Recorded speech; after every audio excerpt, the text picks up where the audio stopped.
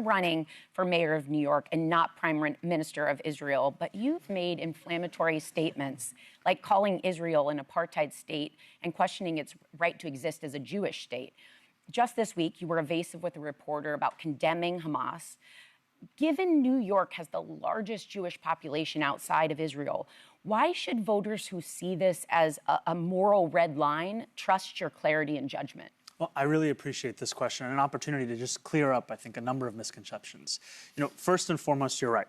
I am running to be the mayor of the city, and this city will be the focus of my administration, ensuring that we make this a city everyone can afford and everyone knows that they belong to. And also, millions of New Yorkers, myself included, care deeply about what's happening in Israel and Palestine.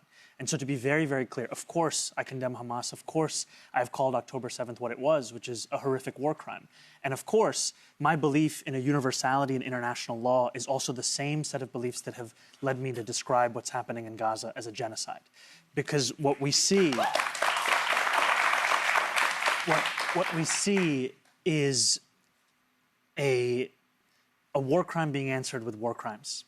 And what we see is every single hour the Israeli military killing a Palestinian child for close to 2 years. And it's a horror that many New Yorkers feel so deeply. And my job, I can't stop that as the mayor of this city. I can make clear my own values, my own commitments.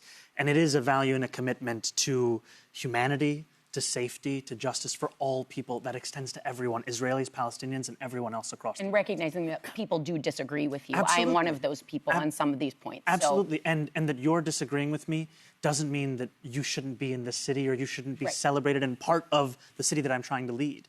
And I think that's the other part of growing up as a New Yorker, learning that disagreement and difference is part of what it means to be here.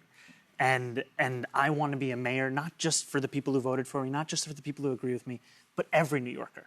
And that means that if a New Yorker disagrees with me about Israel, I'm still fighting for them to make sure that they can afford this city, be safe in this city, and see this city as their home.